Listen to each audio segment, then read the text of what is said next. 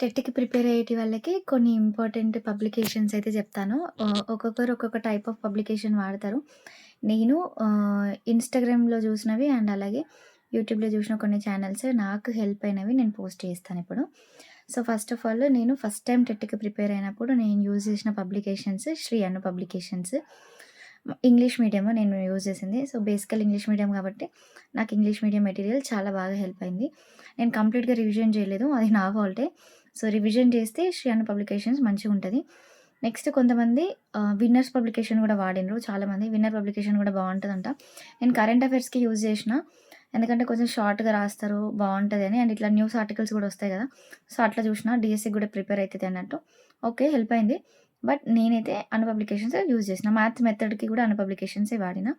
Next ఎందుకంటే నాది maths and English కాబట్టి నేను ఇవి ప్రిఫర్ చేసిన. సోషల్ వాళ్ళకి గూడా మీరింకా చూడండి. ఎవరైనా సోషల్ వాళ్ళకి మీరేం ఫాలో అయ్యారనేది ఛానెల్ కింద కామెంట్ చేయండి. వేరే వాళ్ళకి హెల్ప్ అవుతది. నెక్స్ట్ టైమ్‌కి నేను సీటెట్ ఎట్లైనా క్వాలిఫై కావాలి అనేసి నేను సీటెట్‌కి యూట్యూబ్ ఛానెల్సే చూసిన కంప్లీట్‌గా. నేను ఇక ఏ మెటీరియల్ వాడలేదు. ఏ బుక్స్ చూడలేదు. ఇంతకు ముందుకు నేను టెట్‌కి రాసుకున్న hand written notes plus CTET కోసమని. సో, సీటెట్ క్వాలిఫై అయిపోయిన. సీటెట్‌కి నేను కంప్లీట్‌గా లెట్స్ లెర్న్ ఛానెల్ చూసిన. హిమాన్షి సింగ్ మ్యామ్‌ది వీడియోస్ అన్నీ చూసిన. ఆమె ట్యుటోరియల్స్ చూస్తే సీడీప్‌లోనే అయితే నాకు తెలిసి 25, 26, 27 ఉంటది స్కోర్ అంతకంటే తగ్గదు. నెక్స్ట్ మ్యాథ్స్‌కి గూడా నేను టెక్స్ట్ బుక్ వాళ్ళ వీడియోస్ జూషిన. సో, టెక్స్ట్ బుక్ వాళ్ళయి గూడా మంచిగుంటాయి వీడియోస్. బాగా హెల్ప్ అయినాయి నాకు. మెథడ్‌లో మాత్రం నాకు చాలా స్కోరింగ్ రాలేదు. నాకు మెథడ్సే బాగా పోయినాయి. అందరూ మెథడ్స్ స్కోరింగ్, స్కోరింగ్ అంటారు. బట్ నాకు మార్క్స్ పోయేదల్లా మెథడ్స్ దగ్గరనే పోయేటివి. సైన్స్ అయితే ఇక నేను మొత్తానికే చదవలేదు. సో, సైన్స్ వల్ల గూడా నాకు స్కోర్ డౌన్ అయితే అయిపోయింది. బట్ ఇంకొంచెం స్కోర్ చేయాల్సింది. సో, ఇది నాకు సంబంధించినవి. ఇంక ఇవి గాకుండా నేను నార్మల్‌గా మన బీఎడ్ జేసినా కాబట్టి, బీఎడ్‌లో మనకి బుక్స్ ఉంటాయి గదా! ఆ బుక్సే నేను యూజ్ చేసిన. ఇంక నేను మళ్ళీ ఇవి గాకుండానైతే ఏ బుక్స్ బయట పర్చేస్ జేయలేదు. బీఎడ్ బుక్స్ అండ్ నాకు సైకాలజీ ఇంకొంచెం డెప్త్‌గా నేర్చుకోవాలని నేనేం జేసినా అంటే డీఎడ్ వాళ్ళ బుక్స్ తీసుకునేది.